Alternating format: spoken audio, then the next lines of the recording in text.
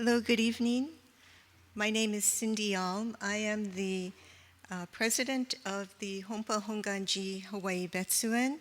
I will be your MC for this evening. We will start with the ringing of our temple bell. Please be seated and quietly listen to the sound of the bell.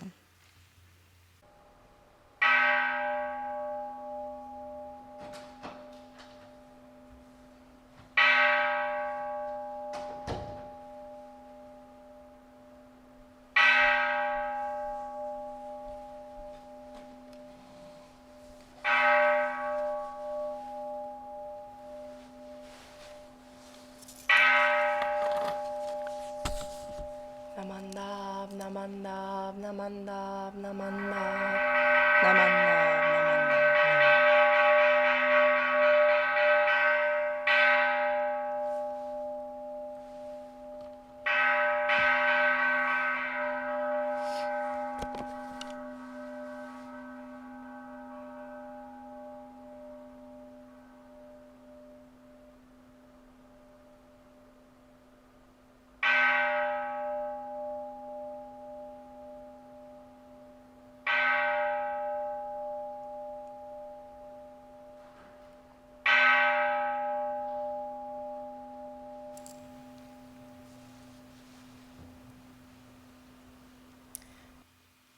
Thank you. This year, Hawaii Betsuin is celebrating the 135th anniversary of the establishment of the Jodo Shinshu Buddhist tradition in Hawaii. Our denomination of Buddhism was established in the islands as a result of immigration of agricultural workers who came to Hawaii. At the time it was a kingdom of Hawaii, from Japan. We are currently in the historic part of our temple. It was dedicated in 1918. We welcome all of you to our program this evening, Dhammapada Talk Story, Generational Resilience and Wellness, featuring Reverend Dr. Jason Storbakken.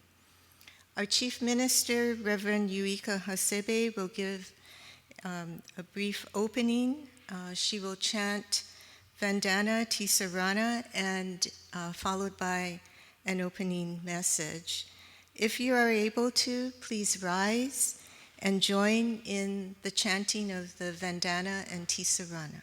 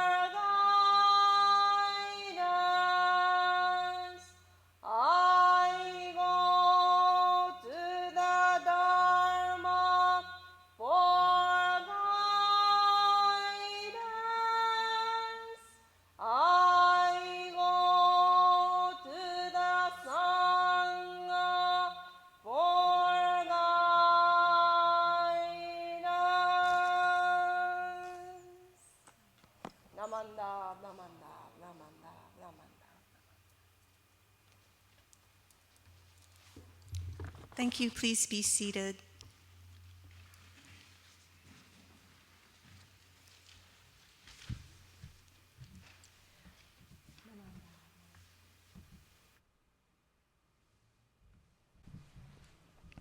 Good evening. Thank you very much for joining the Dhammapada Talk Story with the Generational Resilience and Wellness panel discussion tonight. My name is Yuika Hasebe, and I'm a Chief Minister here at the Hawaii Betsuin, and I would like to express my deepest heartfelt welcome for everybody and for joining this Honpa Hongwanji Hawaii Betsuin. Buddhism founded by the Shakyamuni Buddha over 2,500 years ago in India, and since then it has been developed to many streams and denominations. However, if we trace back to the old denominations of Buddhism of the world, the origin is always the teaching of the Shakyamuni Buddha. The Dhammapada it is said the Dhammapada is the oldest collection of the Buddha's words, and the teaching is still very vivid and practical for us who live in the modern society. History of Hongwanji, Hawaii, started in 1889 when Reverend Kagahi arrived to Hawaii. The center Buddha is called Amida Buddha. It is stated in the Buddhist scripture that Amida Buddha is the Buddha of great compassion and wisdom. Wisdom to guide us to the truth, and compassion to embrace us always. This temple was built 1918, and over the century, countless people gathered here, this hall, and they supported each other in good times and difficult times, learned one's greed, anger, and ignorance, cultivated compassion, sought the inner peace and the spirituality, and they found a comfort and solace when they're the embrace of great compassion. Buddhism is the teaching of the truth founded by Shakyamuni Buddha. Because it is true, it can be applied to anybody, anywhere, in any time. Otherwise, we cannot say it's a truth. Time to time, we may feel that we can't find the light ahead of us, or feel lost, or feel uncertainty. But the teaching of the truth always will be our guiding light. As a conclusion, I would like to share one sentence written by our founder of this Jodoshin Buddhist tradition named Shinram. He said, "Amida's vow is a great torch in the long night of ignorance. Although our wisdom eyes are dark, we need not despair, because we are always embraced by the great light and the wisdom of Amida Buddha." I sincerely appreciate that we can share this unrepeatable moment together here at the Hawaii Betsuin.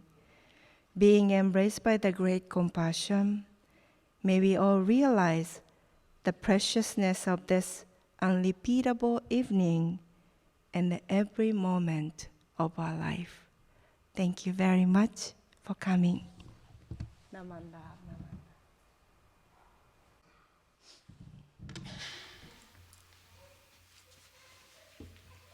Thank you, Rimban Hasebe. I'll give a brief introduction of our speaker, and then we'll welcome him to the podium. A few years ago, I was asked to reflect on what was a traumatic experience for our temple. And for the Japanese Buddhist community here, perhaps the most significant trauma occurred over 80 years ago after the attack on Pearl Harbor by Japanese military forces. There is uncertainty and fear and sadness. What will happen to us now that America is at war with Japan? Although Japanese Americans in Hawaii did not experience mass incarceration, Buddhist ministers were arrested and along with their families were interned during World War II. The experience of our temple is just one example of violence and harm that can lead to sorrow, decay, and hatred, or alternatively, to health, liberation, resilience, and joy. What lessons might there be in the Dhammapada, one of the most widely read and best known Buddhist scriptures for generational wellness, resiliency, contemplative spirituality, and social justice?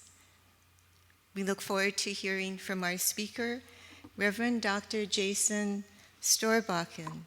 He has reflected on the Dhammapada for 3 decades through meditation and practice in wide-ranging settings, including the wilds of the Rocky Mountain, Himalayan villages, the Bowery in New York City, and with community and family.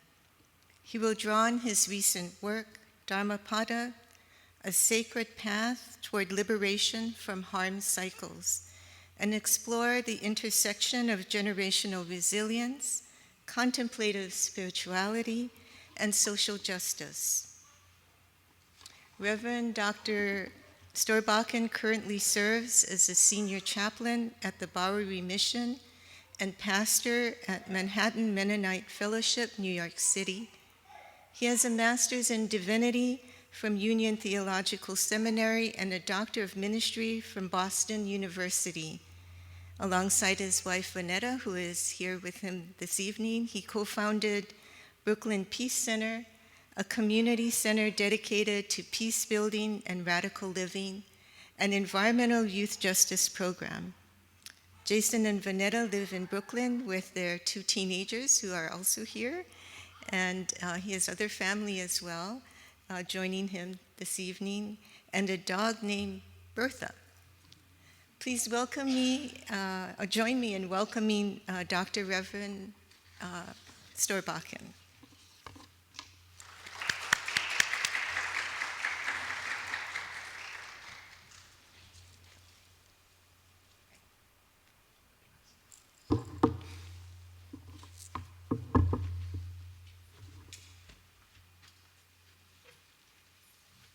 Good evening.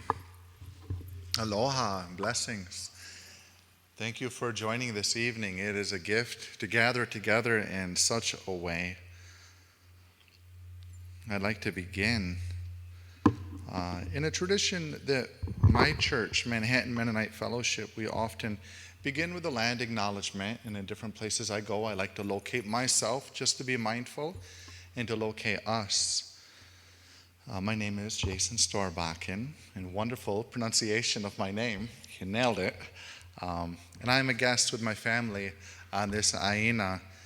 I would like to begin by acknowledging that the aina in which we gather, Oahu, is part of the larger territory recognized by indigenous Hawaiians as their ancestral grandmother, Papahanaumoku. I acknowledge the Kanaka, both past and present, as well as future generations. My hope is that this talk story may contribute, even in a very humble way, to the ongoing work to dismantle the legacies of settler colonialism and promote anti-racist and anti-violent methodologies, and thus build peace in hearts and relationships and communities. I'm grateful for the invitation, for the welcoming and the hospitality to come to Honpa Hongwanji Hawaii Betsuin. I'm thankful for John Matsuoka and his openness to welcome me. And for Reverend Hasebe, thank you for welcoming me in the beautiful ceremony and meditation to enter us into this space. Also, Cindy Alm, thank you for your moderating. And to our panelists, I'm very much looking forward to hearing your talk story, Laura and Anastasia and Ryan, as we explore the intersections of our work. I'm also thankful for the University of Hawaii and Buddhist Christian Studies Journal, who were the first to promote a portion of this book. And I'm especially thankful for each of you who are gathered here. Thank you for joining us this evening in this beautiful and sacred space. So who am I and how did I get here? You heard some of my credentials. I have some degrees and I live in New York City and I'm a Mennonite minister. I don't know if has anyone ever heard of Mennonites at all in here? It's part of the historic Peace Church, anti-violent, non-violent for 500 years. And my family has lineage in that tradition that goes back for a couple of centuries. Although for me as a boy growing up in the Midwest, I was born to two teenage parents and I was raised by my mother and we moved around a lot. And I sometimes felt rootless, like what is my root? And when my grandfather, my father's father, began to tell me stories about our ancestral heritage and lineage as Anabaptists and Hutterites and Mennonites that go back for a couple of centuries, I began to find my root. I began to find my foundation and to hold a vision bigger than just myself and to recognize the values that align with that vision. And that said, is growing up by a single parent was sometimes hard because we moved often, experienced housing insecurity, witnessed to intimate partner violence, and found some of the struggles that one struggles with in such situations. But as I got older and discovered works such as the Dhammapada, which I'll dig into here shortly, I began to hold a bigger vision. And this vision is generational. It's not just me, but it's all those who came before me, and it's those who will come after me as well. And this vision is species-wide. It's our whole humanity. It's our whole collective shared humanity and how we're organic and how we impact and affect each other, even in the way that we breathe together when we share spaces. And this vision is planetary. It's global in nature. So this is a big vision that I began to catch a glimpse of from a young age. And I decided I wanted to lean in and participate in this vision, to build peace, to create spaces where people and peace might flourish. And that's what moved my wife, Vandana, and I to build the Brooklyn Peace Center and Radical Living in different spaces. So this is some of the vision. And to have a vision, it's okay, but you also have to have values, because if your vision and your values aren't aligned, there can be some dissociation or chaos or conflict that can occur intrapersonally and interrelationally as well. So I just want to name some of my values, some of the values that we aim to uphold imperfectly, but it's our goal to uphold these values. And they are 5. And I heard several of these values named today by Reverend Hasebe. The first one is compassion that leads to connection. The second one is listening for understanding. The third is liberation precedes transformation. Next, to create safe and brave spaces. And our last value is a complex approach to peace building that is both nonviolent and anti-violent, beginning with intrapersonal and interpersonal work. So this is some of the vision, and these are the values that we aim to uphold. I do a workshop every so often called Wounded Healer. It's limited to 12 people, and it's about 2 hours long. It's part of a much longer training called Strategies for Trauma Awareness and Resilience, which is an 80-hour training. And this 2-hour kind of introductory workshop, Wounded Healer, it's trauma-aware spiritual care. As clergy, as clinicians, as artists, as activists, as community residents and leaders, how might we care for each other?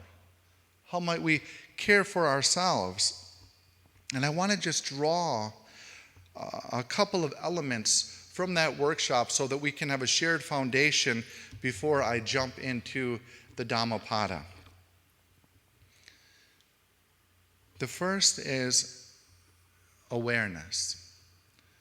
We use this term of a thermometer and a thermostat. A thermometer can check the temperature. So being able to check your own temperature. How am I emotionally, spiritually, physically? How am I right now? If we're with others as a group, how are we? And there are different tools and tactics and strategies to find that. But just asking yourself, how am I? How are you today? And considering it. And sometimes we have high energy, and sometimes we have low energy, and sometimes we're in that sweet spot. But when we're feeling a little high energy or low energy, there are tactics or practices that we can do to get us back into that place we might want to be. It could be breath work. It could be going for a walk. It might be hot yoga. It could be going out with friends and having a good meal. This is the thermostat. Knowing that we can change the temperature. We're not set on autopilot. We have agency and autonomy, and we are able to make choices that affect our well-being. So recognizing that we can check in with ourselves and that we can change the temperature as well. My main practice, I have been the senior chaplain at the Bowery Mission for 14 years, and the Bowery Mission is a historic rescue mission to those who are experiencing homelessness, the unhoused in New York City. And in New York City right now, there's about 80,000 people who are experiencing homelessness. And the Bowery Mission is one of the places they frequent often and find community.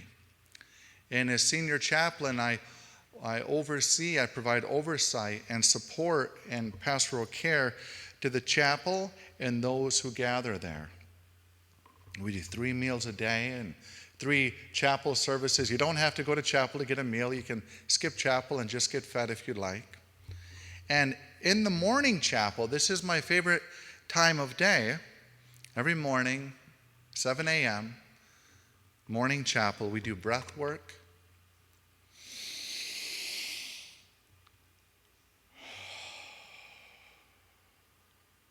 Body work that looks all different. Sometimes we're doing trunk twists. Sometimes we're doing hip rolls.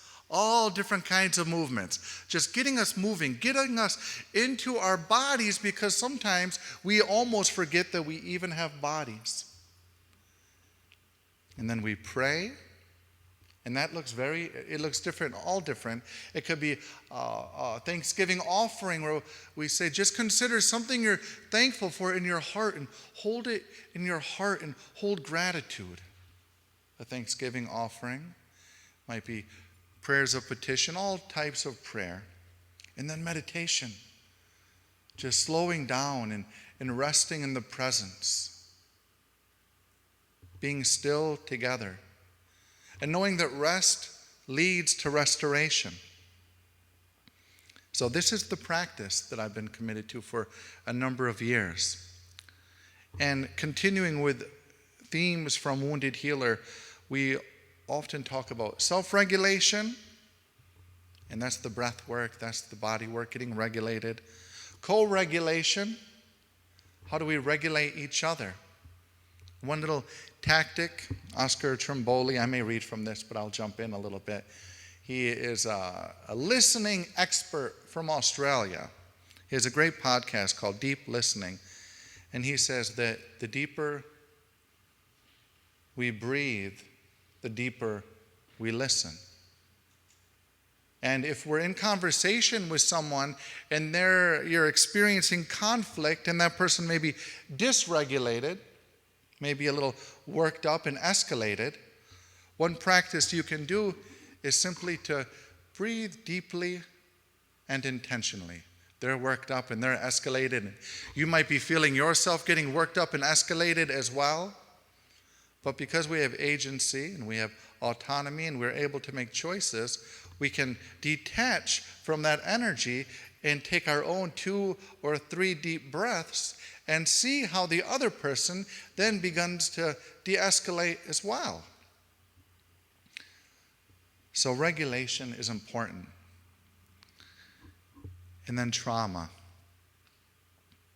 The American Psychological Association defines trauma in this way. Trauma is an emotional response to a terrible event. Immediately after the event, shock and denial are typical. Longer-term reactions include unpredictable emotions, flashbacks, strained relationships, and even physical symptoms like headaches or nausea. There are many types of traumas: acute, complex, vicarious, collective, and even so many more. And going beyond the American Psychological Association's definition, trauma is also understood as a wound.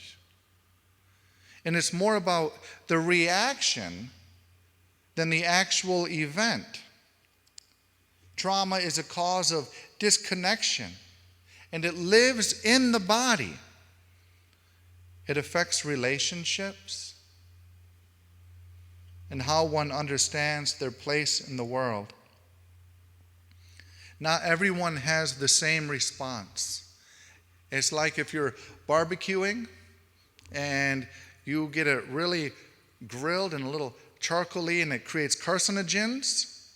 And a person who eats this really charcoal grilled food with a lot of those carcinogens, they might get cancer. But another person sitting right next to them, eating the same thing, they don't get it. And so like carcinogen, there's this term called traumagenic. And it means that not everyone has the same response. Sometimes people say, oh, just get over it. That happened to me and I'm fine. But we all have a different response. And so our response is to be compassionate to those who are holding the wounds, who have experienced such harm. And also we hear a lot about PTSD, post-traumatic stress disorder. But there's also something called post-traumatic growth.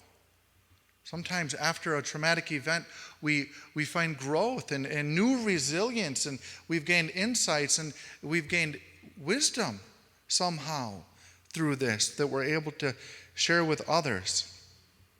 In the Dhammapada, verse 25, Siddhartha Gautama Buddha, he says, persevere in your practice. Through a faithful, disciplined life, the wise cultivate a lush island that cannot be overwhelmed. And Jesus of Nazareth says, the kingdom of God is within you. Both Jesus of Nazareth and Gautam Buddha are talking about this interior space, this inner landscape that we are to cultivate, that we are to go within ourselves even and build up this space. Sometimes we're so external and outward focused, we forget to slow down and look within. I want to share with you from the Dhammapada, A Sacred Path Toward Liberation from Harm Cycles. And I'm going to begin and just read some portions and read some verses. Cindy, how long do I have until? Not that I have to take up every minute, but I just want to be mindful. Okay, great. The Dhammapada is the first sacred text I read in its entirety. At age 16 in a bookstore in Madison, Wisconsin, I encountered Eknath Easwaran's translation and was transformed by the clarity and depth of these beloved verses from Gautam Buddha. A year later, in 1995 as a 17-year-old self-identified bhikkhu. I left home and wandered the American West. In Malibu, I was given a stray black lab mixed puppy and named him Dharma. Together, we hitchhiked the length of California and eventually back to my native Wisconsin soil.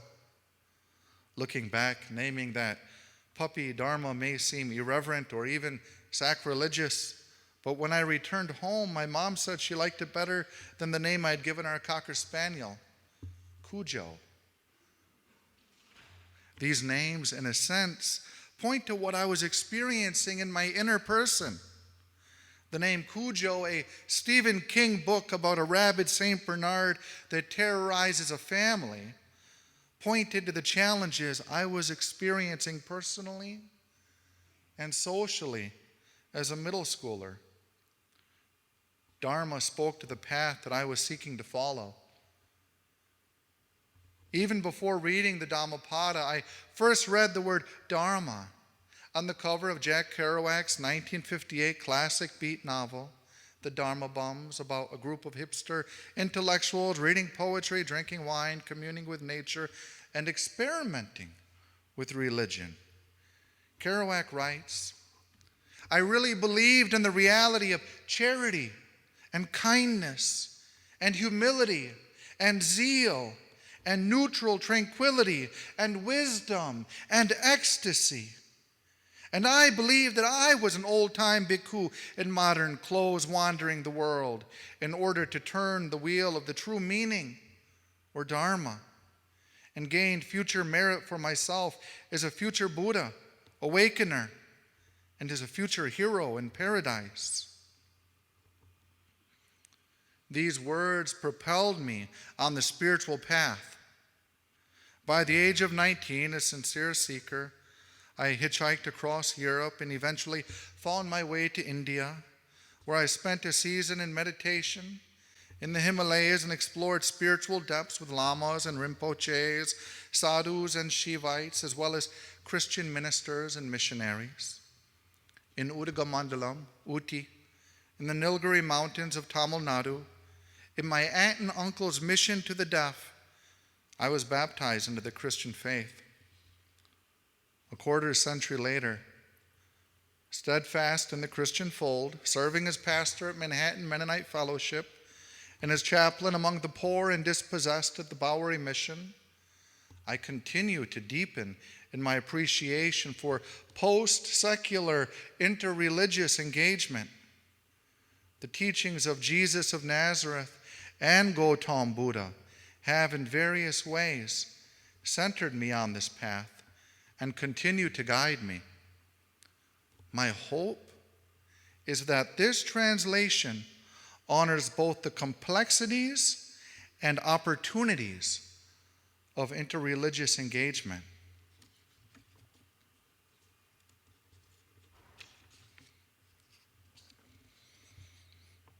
As translator of this text, it is important to name my 21st century context, influences, and identity as a person raised mostly in the upper Midwest of the United States and who has lived in Brooklyn, New York for the past 20 years.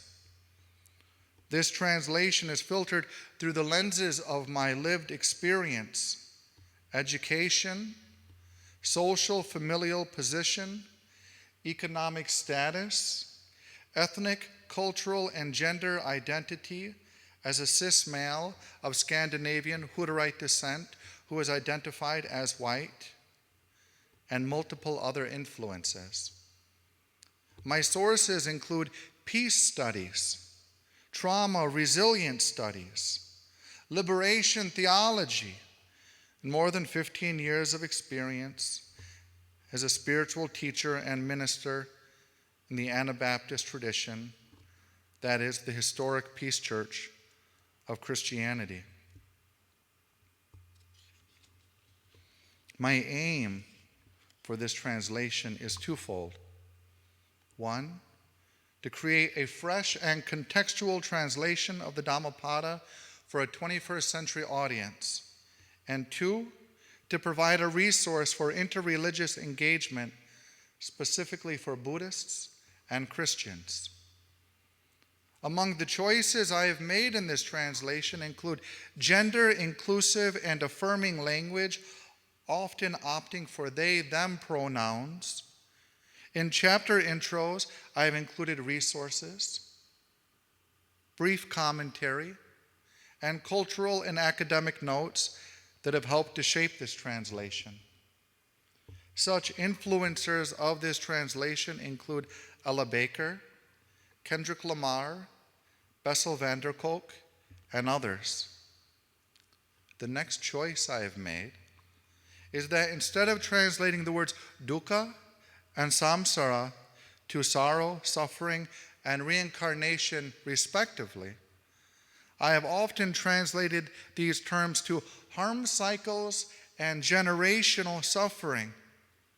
My hope is that these terms capture the original meanings while also creating expansive language to hold possibilities for new understandings within Gautama Buddha's teaching. The language of generational blessings and harms is also found in Christian and Jewish scriptures. There is acknowledgement across world religions that what we do, what each generation does, impacts the next generation.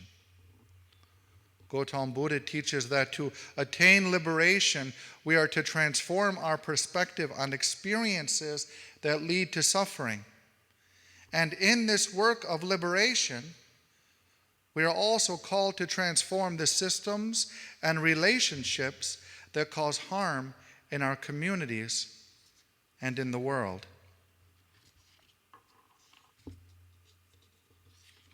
I would like to read just a commentary and a few verses.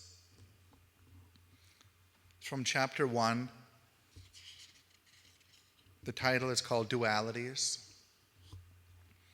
The Dhammapada begins, a person's thoughts shape their perspective. In the first verse of the last track from Pulitzer Prize-winning hip-hop artist Kendrick Lamar's album, Mr. Morale and the Big Stepper, he raps, "I realize life is perspective. This universal truth transcends time and culture, resonating with individuals and entire communities. As individuals, we wield agency, and the choices we make propel us either further along the noble path toward our desired goals or drive us deeper into suffering through participation in harm cycles." This first chapter, often translated as twin verses or pairs, the Pali term is yamaka. My pronunciation is definitely not the right one, but yamaka. In this first chapter is composed of couplets or dualities that draw sharp contrasts between two paths of perception or ways of being in the world. For example, a person who causes harm in this life suffers because hurting people hurts. A person who seeks peace in this life discovers joy. The contrast between causing harm and seeking peace highlights the different outcomes. Those who seek peace will also discover joy. Conversely, the old adage holds true, hurt people hurt people.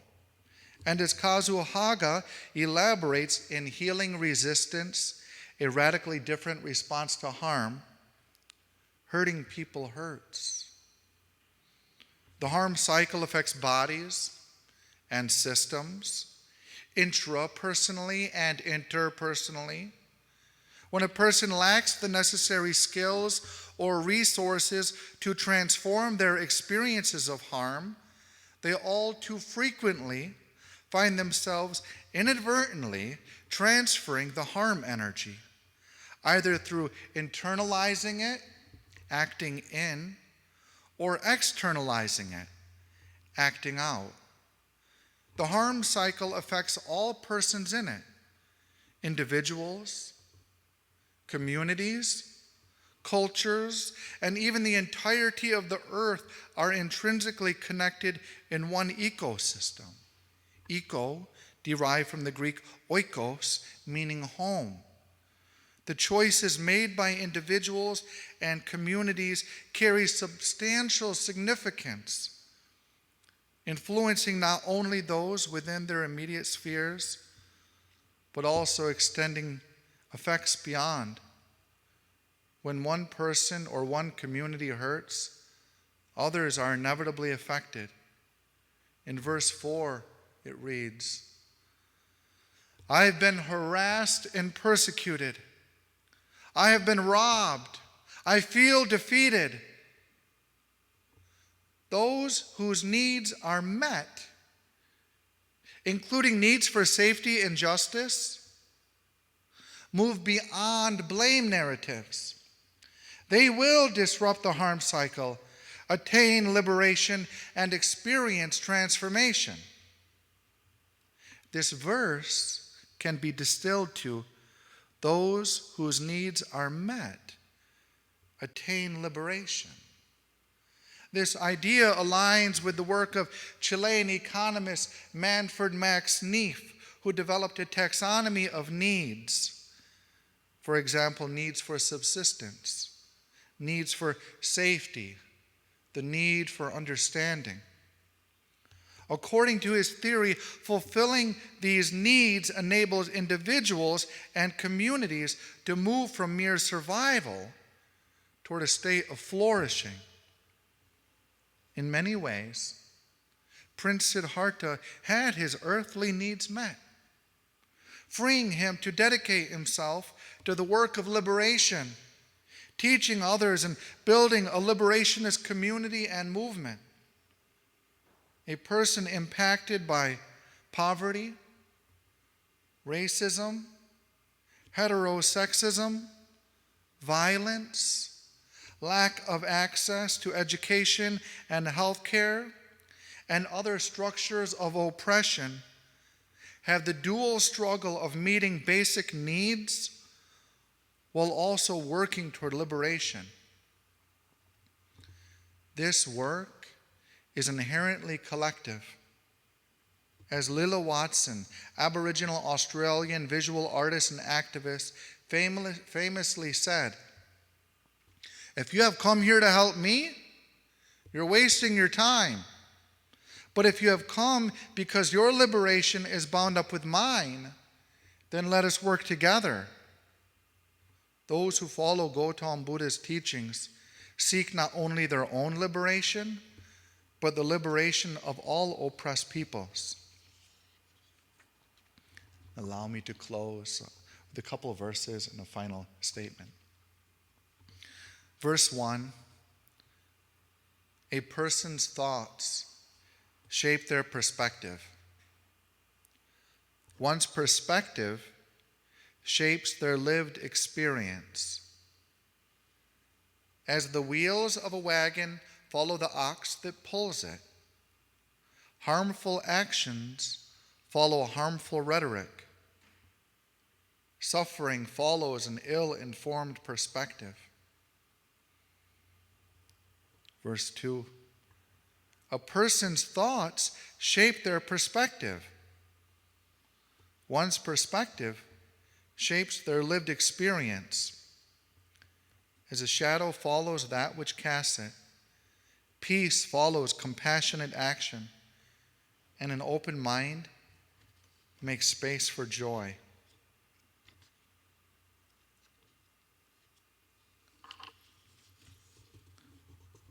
Allow me to close with these words.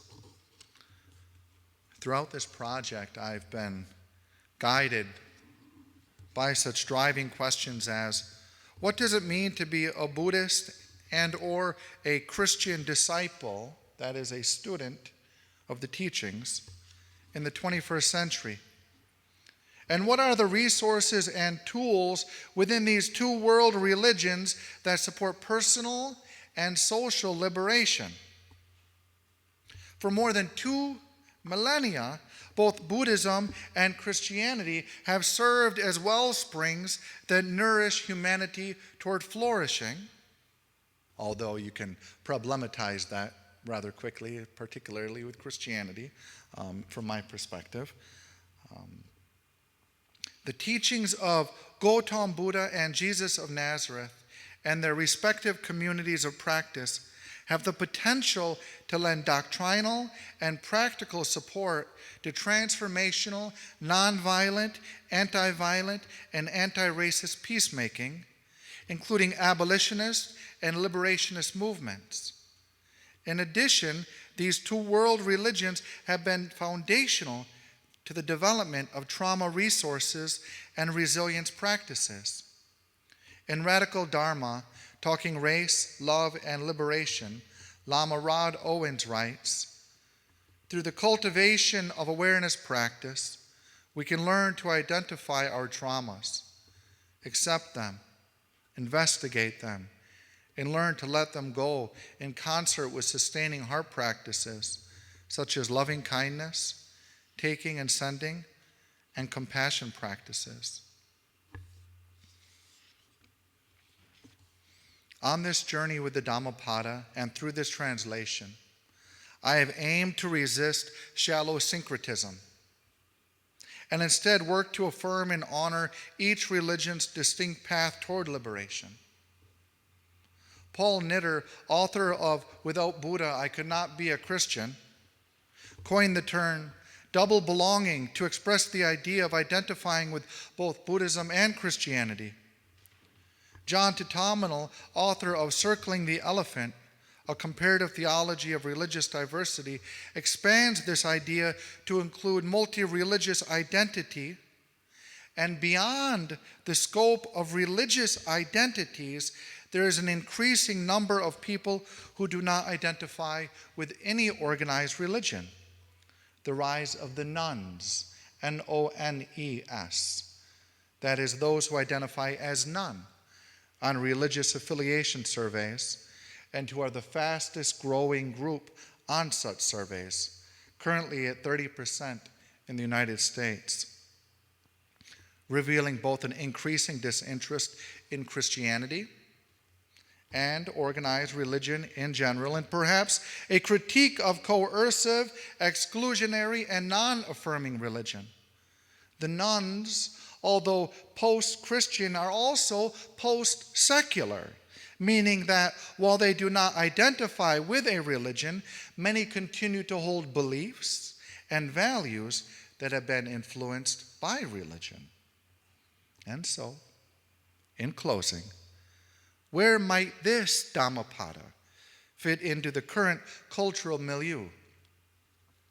My hope is that this work will introduce the next audience to the wisdom of the Dhammapada, serve as a resource for those who are deconstructing their belief system, and for those who are in the process of developing new spiritualities and post-religious identities. May this work inspire boldness to inaugurate new divine forms. My hope is that this work will spark in the reader a desire for things of a spiritual nature, deepen their call to sacred community, whether in the church, the Sangha, the temple, or community center, and serve as a resource to support awakening and liberation, healing, and transformation. Thank you.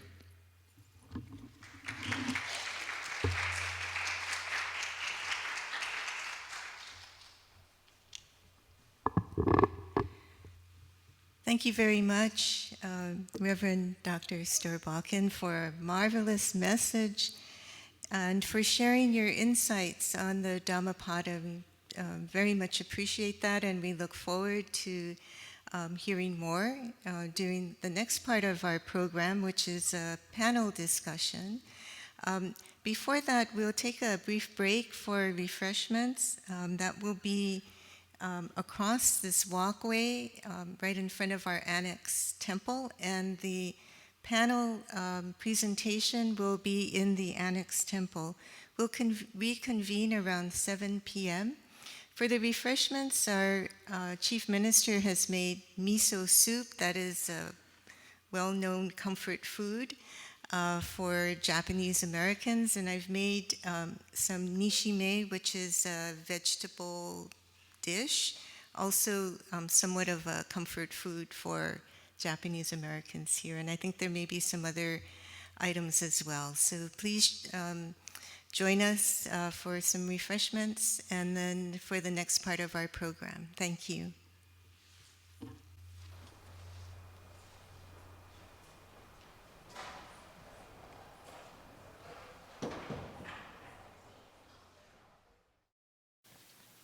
Thank you, everyone. We're so pleased to have this evening a panel of experts to share their experience as trauma-informed spiritual practitioners and others engaged in healing fields. So first I'd like to introduce our moderator, and then I'll introduce our speakers, and then we'll go from there. So Haylin Dennison, our moderator, is founder of Spill the Tea Cafe, a mental health clinic for teens where they can hang out, drink boba, play games, study, and join group therapy. Our panelist, Anastasia, you're going to have to help me with your last name. It's Shilza. Shilza, a counselor and practitioner in private practice. Her approach centers on storytelling, expressive arts, trauma, and healing-informed care rooted in aloha. Laura Nohelani Emiko Toyofuku Aki, who co-founded Project Koa Yoga to educate, train, and mentor a generation of resilience-centered wellness practitioners supporting the re-indigenization of people, land, and culture that are Hawaii.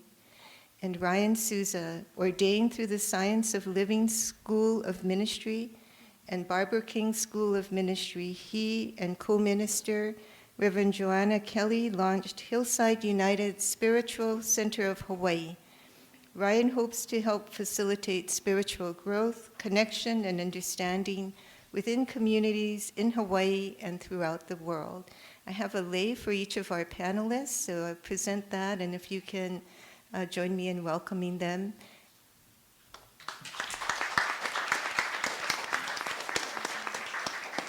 And Dr. Storbakken will also be available to share his comments and insights as well. And then I'll turn this over to Haylin.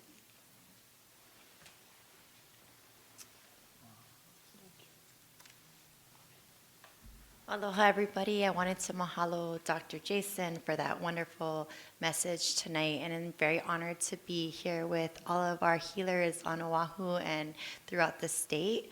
Very excited to hear all of you, and from the bottom of my heart, thank you for investing in our keiki and our youth to not only transform them, but to also make this next generation a lot easier for them. And having more acceptance and being able to shine our light, we wouldn't be able to do it without all of us. So mahalo, mahalo. We can start with Anastasia tonight.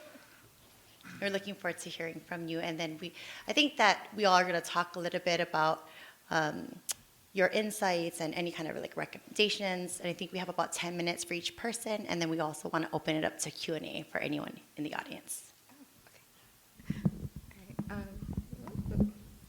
All right, well, aloha. My name is Anastasia Shilza. I also go by Anna. Born and raised here in Kaimuki, and I would say my ancestral waterways flows from Vietnam on my mother's side, and then Costa Rica from my father's side. I do call Oahu my home, and I feel like my relationship to Aina has been ever ebbing and flowing. And only in the last few years since I came back home in 2019 did I really understand what it means to be in relationship with Aina, and how I feel that in that connectedness and a sense of belongingness do we find ourselves, and how I feel that by doing that we understand what wholeness means, because Aina is already holistic in nature, meaning that it provides our food, our shelter, our water, and la'au. And so how we can learn to see that and to see ourselves in that space. A lot of my work over the years has been working with youth, predominantly with Asian American Pacific Islander youth, in various spaces, again, place-based learning, emerging technologies, and it's been focusing a lot on storytelling and expressive arts. And so when I say storytelling, when I see everyone in this space and I see our youth, I know that we all are carriers of stories. We are living stories, and how we talk about ourselves and how we engage with our communities is in some ways providing to the greater tapestry of life, right? And one story that I want to share about how our thought shapes our perspective, as Dr. Storbakken had mentioned, I think about a youth that had really impacted me on my journey. So prior to becoming a counselor in community, I was once a home visitor, as well as an early Head Start teacher and preschool teacher. And there was a youth that was about 10 years old. And when I was working with him, I had another social worker tell me, to be careful of him because he's a bad child. And had I listened to that social worker, granted, whatever the relationship was, I probably would have perceived him to be a bad child and not really understand his story. And when he came into my classroom, he definitely was. He was a menace, and he flipped my table, and he threw my crayons on the ground. And I got more curious, and I leaned in, and I asked, what's going on? And he said, well, I don't know you, and you don't know me, and everyone says I'm a bad kid, so I'm going to be a bad kid. And that was really impactful when he said that, because that's the story right outside of himself that has been imprinted. And so over the weeks of working with him, I created that space of curiosity and of safety in the classroom. And even though he was so challenging me, I invited him to inquire even about myself, saying like, you can ask me questions like, what's my favorite color? I can ask you what's yours, what kind of pizza you like. And the one thing that really connected us is something that really surprised me. And it was the day that I was making a paper airplane, because it was taught by my dad. My dad's an architect, and over time, he taught me how to make a paper airplane. And I would say I'm pretty proud of it because it flies pretty far. And when he was making it, as a kid, he's a little competitive, and he was showing me what he was doing, and he noticed how his kind of flew as far as it could, but mine went a little further. And he got curious, and he said, oh, miss, how come your paper airplane goes farther? And I said, well, actually, my dad taught me how to make it. And that was a moment that we connected, because he paused and he said, oh, your dad taught you how to make it? I was like, yes, I can teach you. And he said, well, I don't have a dad. And so that opened up the conversation to understand that his dad was incarcerated. His mother had worked 2 jobs, 4 other siblings. So he has a story, right, that we don't know. And if we had leaned in, if I had judged him, he would have always been that bad kid in my mind that was told by others. But on that day after, we made the paper airplane, and it was imprinted in my mind when he flew it out the window. He got really excited, and he laughed out of joy rather than laughing being like a troublemaker. And he turned around to say, thank you, Miss Anna. And so that was the moment of trust, right, and respect. And so that's kind of how I move about in my work and in the world, is really hearing the stories behind the stories, really seeing people for who they are, and what is their authentic truth, and how we can help our children find their voice. And knowing that they are the future, they are a future ancestor, and how a lot of the times, in our society, we look to our elders with so much respect, but can we look to our children to say that actually there's also an inner elder within them that is awakening, and how can we awaken that? Yeah. Mahalo, that was very powerful, and I just wanted to add that you were able to transform, or at least plant that seed in that child, because you have the ability to regulate yourself, right? Like, you're not getting super upset or super frustrated with this child in front of you, which a lot of times in helping professions we can get really burned out. And so I really want to commend you for that, and then also try to take your lead. That narrative is so important as a therapist and working with LGBT youth. It only takes one supportive adult to reduce the suicide risk by 40%. And what you did was just complete prevention, right? And so sometimes we don't realize the impact we can have. But I was fighting back tears. So I really appreciate what you're doing for our keiki, and a reminder for all of us to take care of ourselves while we're trying to lead the keiki of our state, and even across the nation, across the world. Do we want to hear from Ryan Souza next? Thank you. The This is kind of intimidating, everybody in front of us here. I know, circle would be a lot nicer. Well, aloha to everyone. Thank you for having me here tonight. It is wonderful to be on this panel, to be able to be open and transparent with everything that we have to share. For me, I'm gonna come to generational aloha in a minute, but I only caught the last 5 or 6 minutes of your talk because I came from a wedding. But in that 5 or 6 minutes, I hear all the time, every day, every moment of people not necessarily confident in their belief, whether it's from religion or just in the form of spirituality. For me, growing up, it was all about being a Christian in the sense where, as children, we went from Protestant to Pentecostal to Baptist, so on and so forth, but we were always within the umbrella of a westernized Christian perspective and perception and way of learning. So growing up, I always felt in order for me to be spiritual, I had to be under this umbrella, until I realized I did not need to be under that umbrella, until I realized that aloha was profoundly more powerful than having to be under the regimen of a dogmatic kind of environment. And so I learned to break myself away from that. So in attending the BKSM or Barbara King School of Ministry, and also through Science of Living, we are taught that it's not about the dogmatic teachings, but rather our connection and our connection with all things, with spirit. There are many beautiful quotes that we have, but one of them comes from A Course in Miracles that says the only problem we face in life is our belief in separation from the source. And if we solve that, we solve everything, right? So that belief in separation would be our unwillingness to realize and recognize that spirituality goes far outside of ourselves and far deep within ourselves as well. And to know that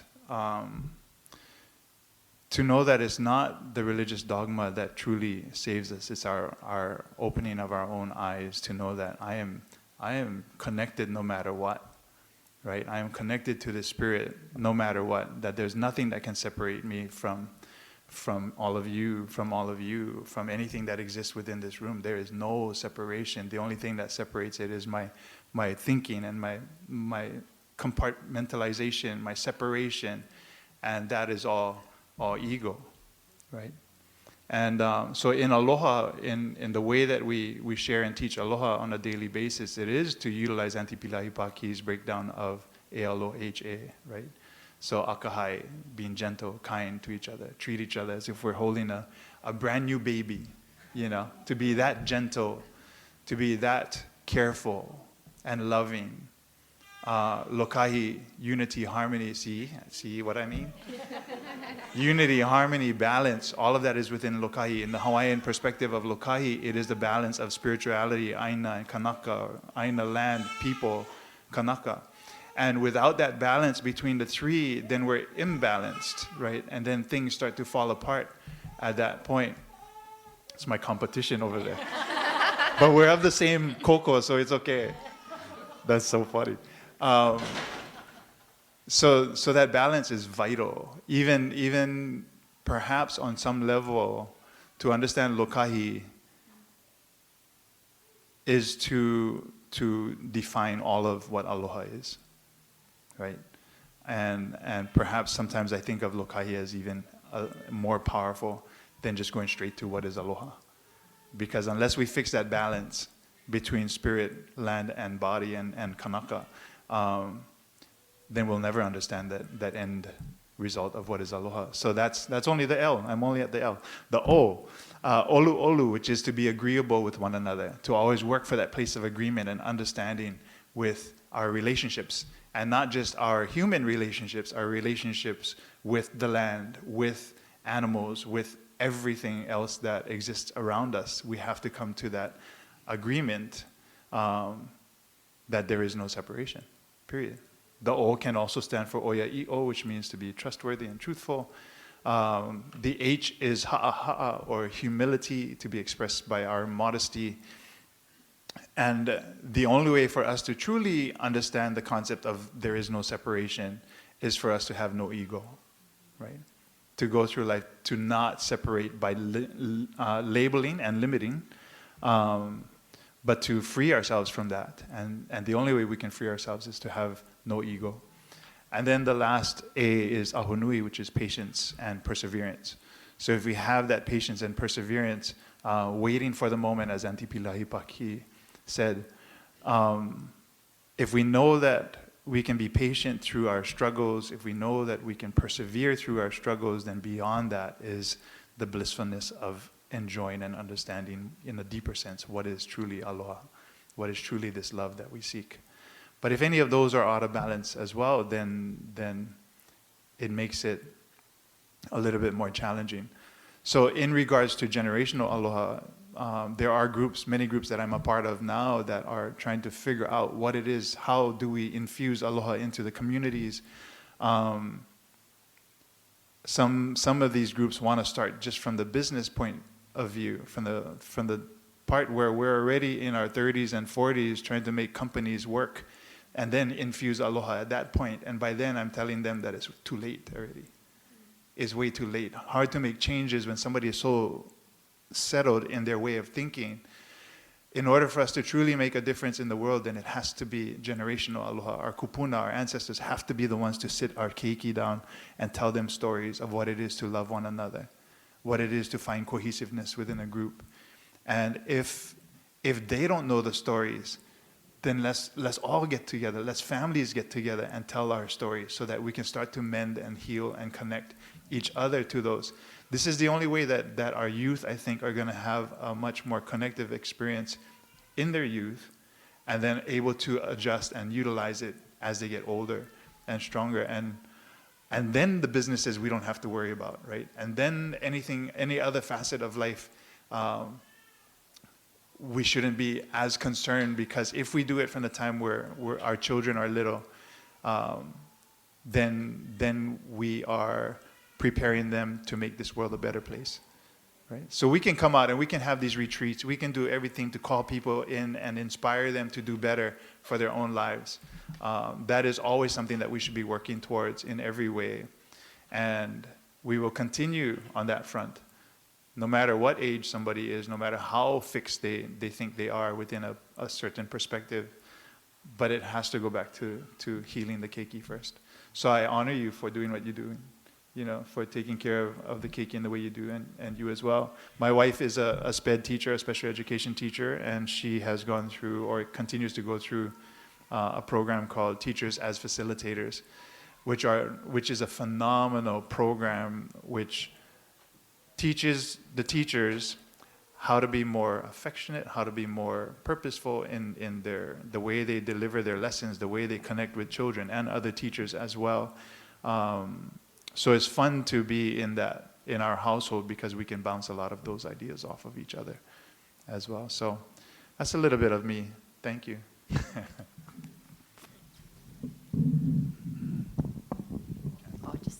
Mahalo. I think it's really beautiful. I am a Oahu native, but born and raised on Oahu, but I'm not Kanaka Maoli, and I think it's so unique to Hawaii that we can have aloha over everything, and we can decolonize the way that we are healing, and we can, when you're talking about the business being built, we're a very brand new business, and we really resonate with what you're saying. For instance, we're bringing in ho'oponopono into our clinic, but that's not billable, right? But it doesn't matter, because we know that the kids are connected to the aina, and we know that we're reclaiming this, and we are understanding and listening exactly what Ryan is saying, that we need to come together, the oli coming together and leading in a way that people want to follow, right? A lot of times I get emotional because there's a lot of Christian organizations who do give death threats and, that kind of thing, and rebuking the devil out of our cafe and not allowing people to work at their school because it's a Christian school and you work at Spill the Tea Cafe so you can, and to hear Reverend Jason, be able to bring that religious freedom to come together and say, what are we actually focusing on? What did Jesus actually say? What did Buddha actually say? It really was healing for me, and I just wanted to mahalo you and everyone here, because I think Hawaii is unique in that way, where we can really infuse aloha over everything. I'm so sorry, your baby. Yeah, so let's have Laura. Let's have Laura. Thank you. Aloha. I think you can all hear me. So that's my son out there. He is 11 weeks old. And so, yeah, I think I wasn't quite sure where I'm going to start in my story, but we're just going to wing it and see what happens. I don't think I necessarily knew I was going down this path until I was well on my way down this path. But I think it started with a curiosity. So I actually was raised in a household where my father was raised Christian and my mother was raised Buddhist. And so they specifically didn't really give us a path, but gave us different paths. And so then I would go and hang out with lots of different friends and go into their spaces. And I think when I was in college, my best friend was and still is very Christian, and I was like, I don't believe in God. That's not for me. I'm not Christian. And she actually made the observation. She was like, but you believe in something. And I was like, how do you know that? What do you mean? And we had been into a few different religious spaces together, and she actually said, every time you go into a religious space, you respect whatever their practice is. And she's like, you would only do that if you believe there is something there. And so that was like an aha moment for me. And I think it still motivates my curiosity, that I think there is something magical that happens when many people come together and believe in something that you cannot see or touch. And it's powerful. I think it can change the world, whatever that belief system is. And so that kind of, I think, propelled me on this continuous path. That being said, I also was living in New York. I was practicing yoga for the movement piece, the fitness piece. And then I started to become, I think, what you would call an activist. And I think more specifically, I started quickly becoming an angry activist. And I share that a lot to say, it was exhausting, right? I was like, this is wrong. Everything is wrong. This world is wrong. We're all going down. And I was really angry about it. And I was trying to figure out how are we going to create change? And it also felt impossible. And I was talking to a mentor at the time, and she actually was like, I think you need to take a break.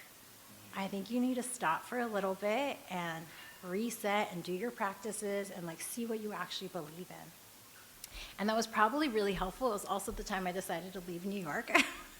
And I got on the road. I was traveling around the continent, and I started working with youth on reservations. And I think similar to Hawaii, they had this connection to land. I was working in their detention centers and at their junior highs because they didn't have high schools, and youth that they were not multi-generational. Their generations were past. And so many of them at 16 were the head of their household. And so as I was talking to them, I was like, what do you do? How do you handle all of this? How do you handle this pressure? And a lot of them said they'd go to the land. They had places that were really special to them that they knew were sacred, and that's where they reset. And eventually I made my way here. If you had talked to me at 18, both sides of my family are from here, but I was not raised here. And if you had talked to me then, I would have told you I'm never living in Hawaii. And I came here maybe on accident, maybe on purpose, and then I never left. And by the time I got here, I was already doing trauma-informed yoga for about 4 or 5 years. And I was looking at who was doing it here. And at that same time, just by chance, I had a few family things happening.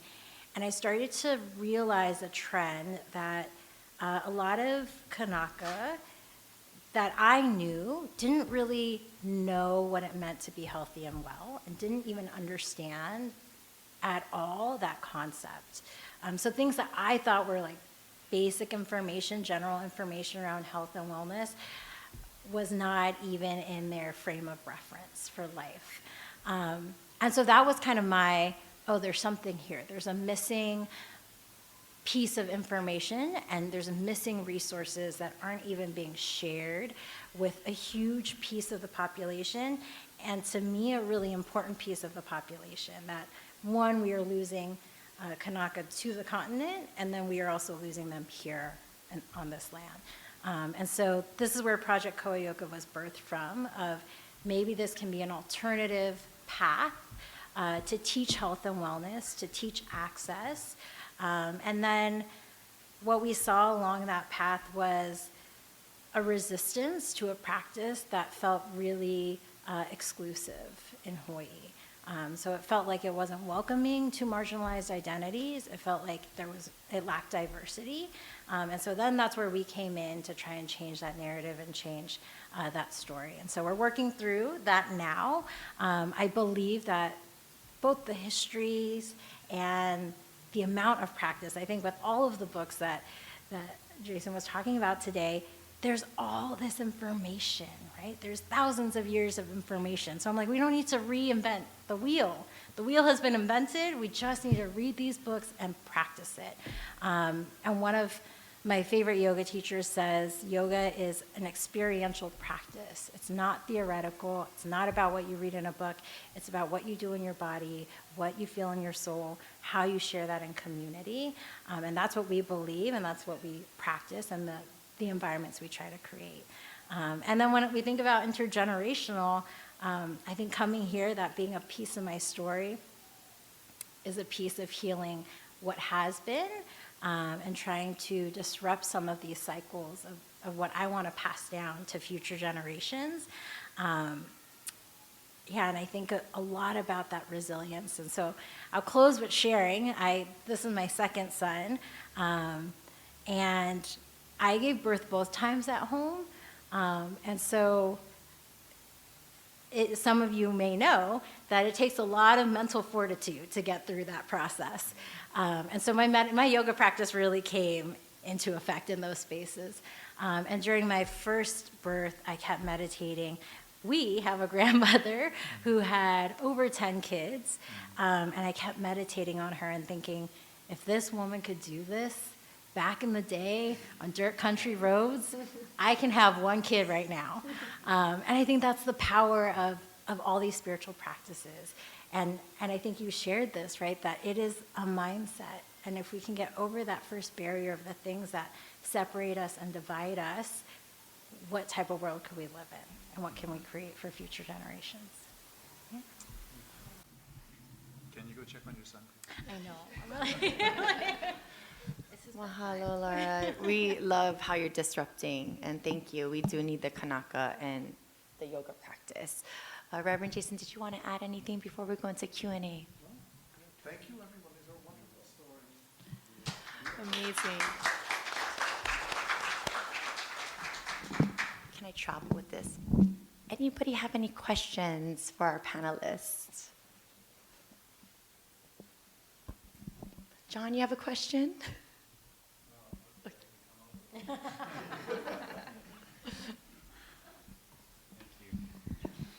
I was talking to Rimban Hasebe a little while ago, and I was saying that when I was in grad school, we studied PTSD, post-traumatic stress disorder, and that was a big thing.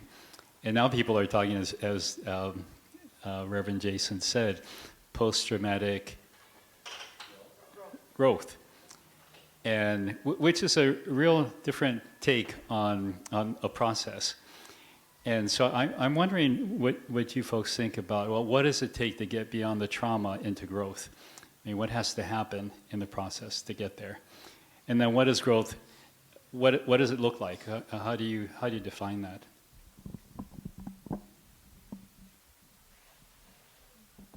Great question. I think it's important to know your wound and the source of the wound and the type of the wound, and then to experience it.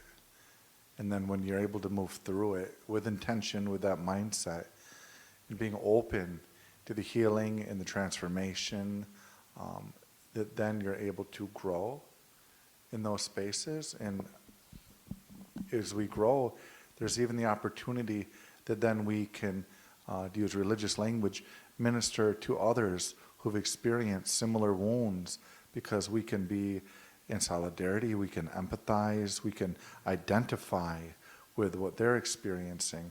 So I think it comes down to awareness and connection. I think those are two ways to move toward the growth. Yeah.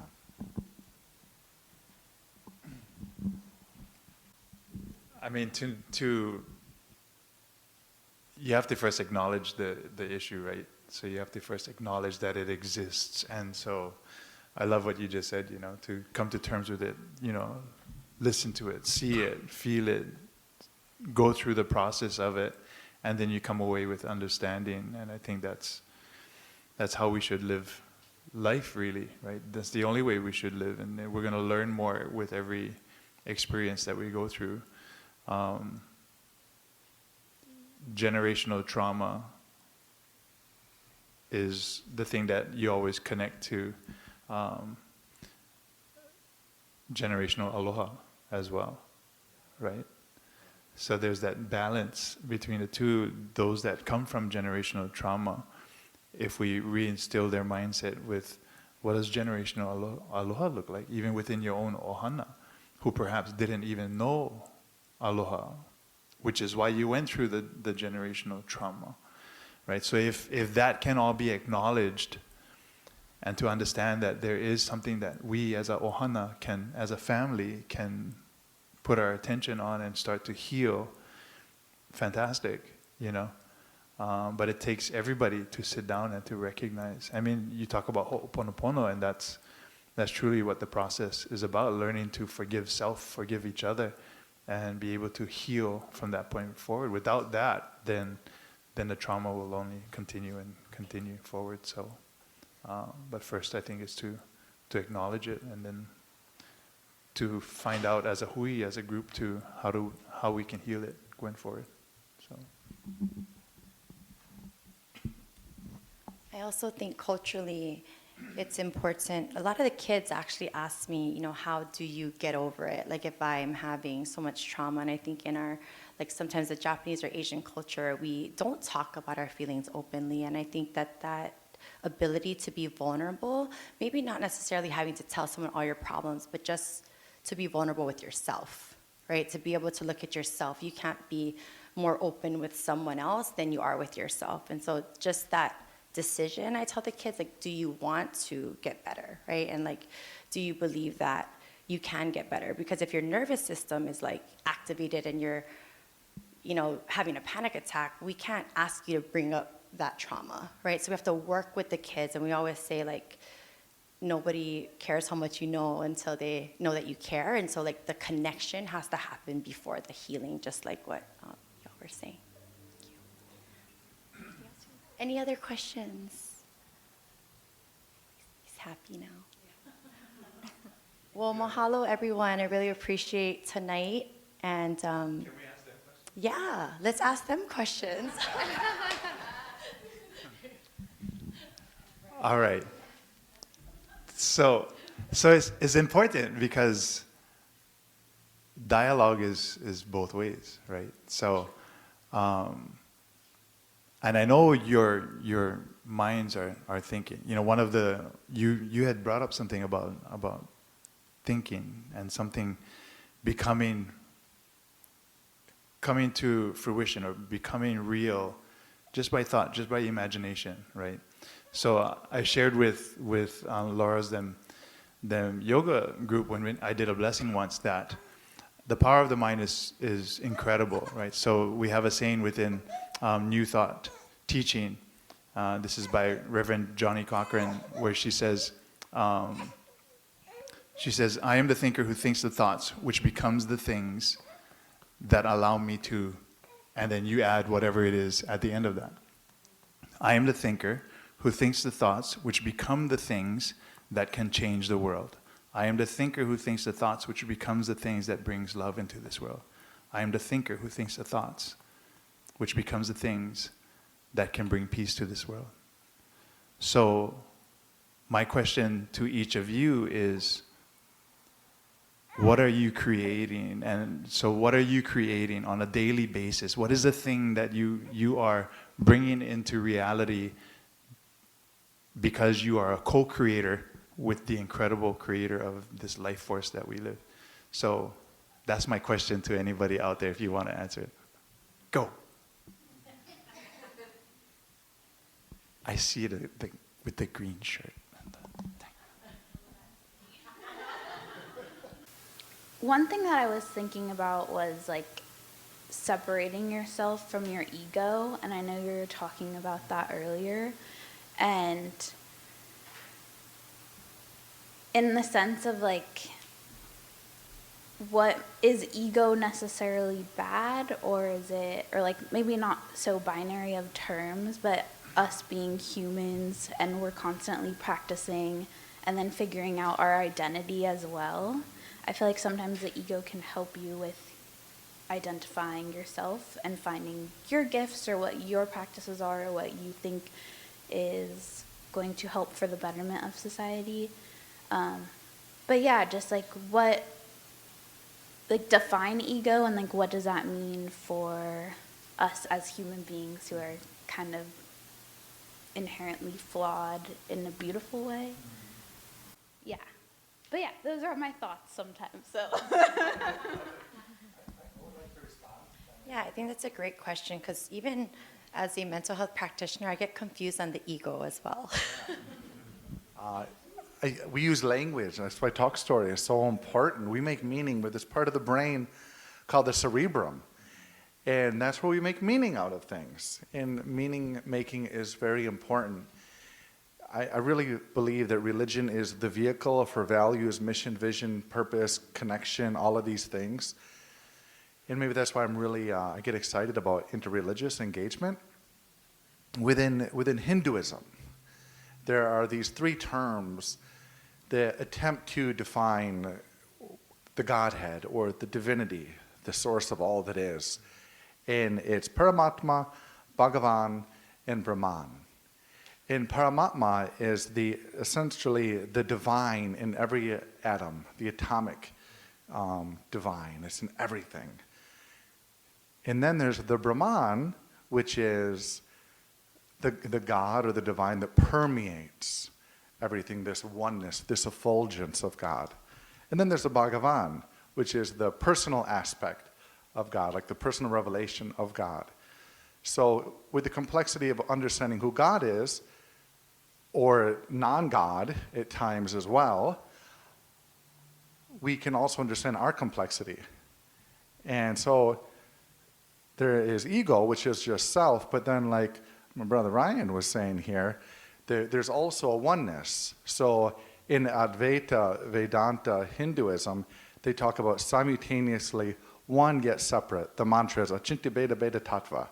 Simultaneously one yet separate. So it's dualistic, but it's also unitive. So I think we can explore these things. We don't have to have the answers. We can get into the messy complexity of it and dwell in those spaces and let our cerebrum do the work so long as we're doing the work together. When we self-isolate, that can be the challenge. But when we're in community, we begin to learn from each other and glean and share and build the bigger story that includes all of us. So may we continue to wrestle with these things. I don't know if I respond directly to you, but I wanted to stir the waters a little bit.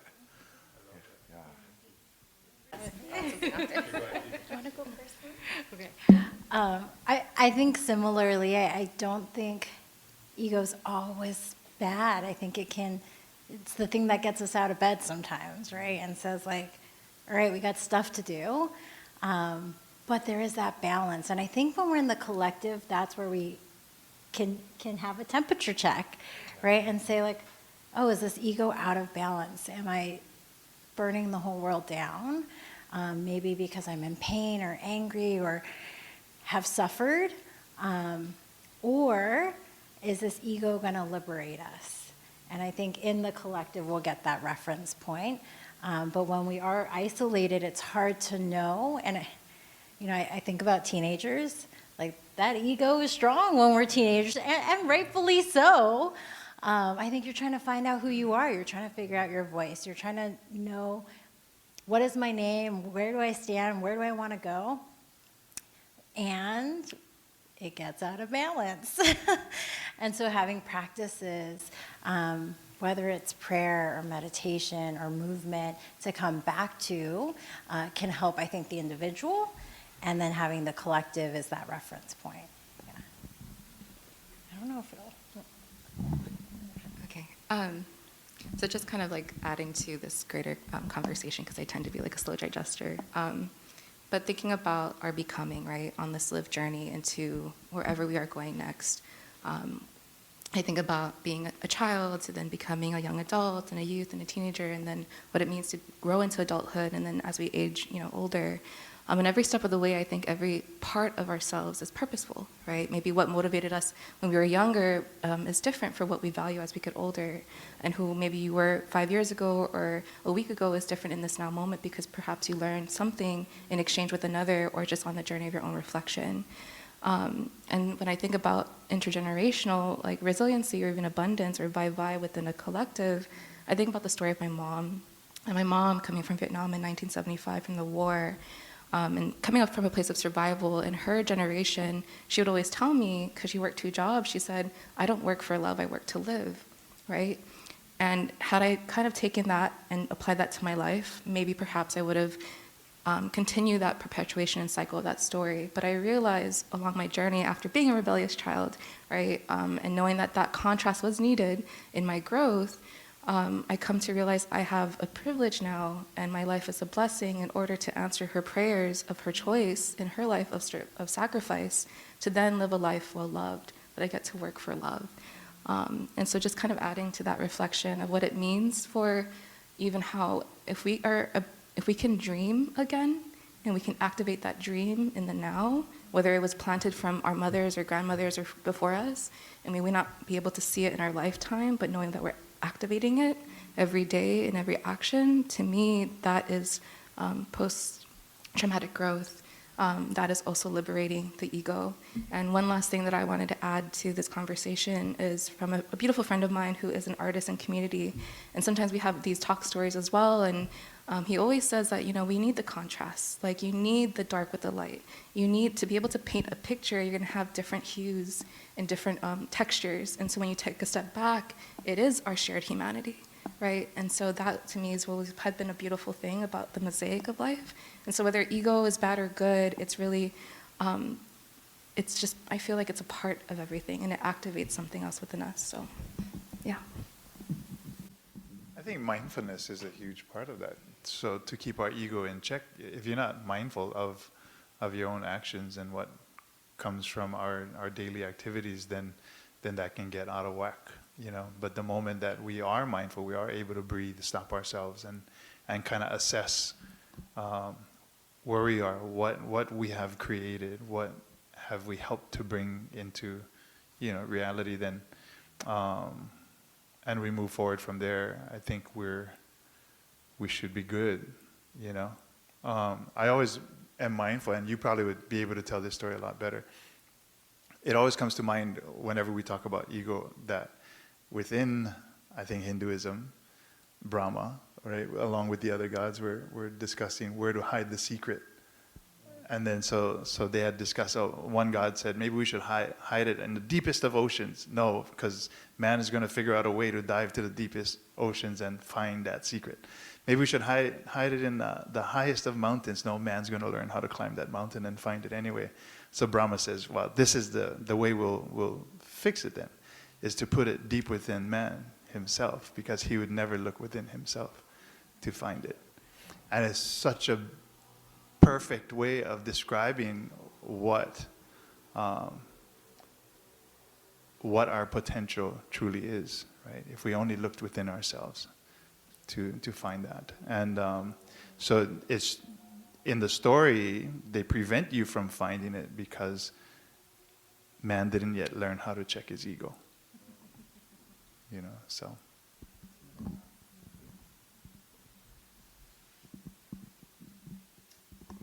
Thank you. I think we've all been blessed by this conversation, and all of us feeling, we might be strangers, but having this authentic connection has really been an honor tonight. So mahalo, everybody.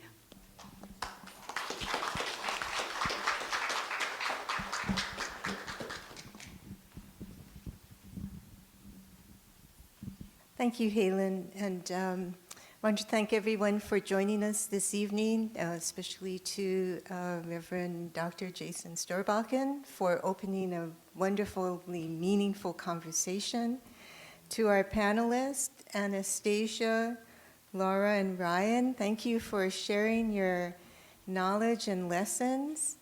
To Haylin for bringing your background and experience in helping us to understand and see some of the connections among our panelists. To David Atchison for your audio and video.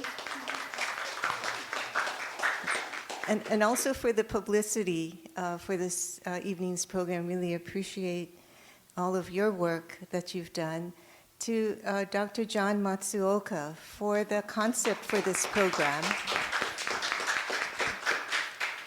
Rimban Hasebe is not here. She's trying to put things together to kind of get our refreshments taken care of. But she opened our hondo and our temple facilities for this program, and did, I thought, a wonderful opening. And it was her concept to have the temple bell rung, and we discussed whether to chant or to sit quietly, and chose for this evening that we would chant the Vandana and Ti-sarana. And thank you all for your time this evening and for sharing this moment in time with us. Thank you very much. Please drive safely.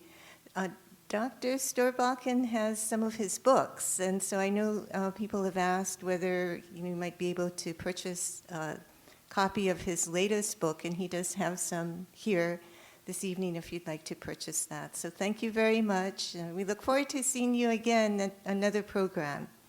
Thank you again.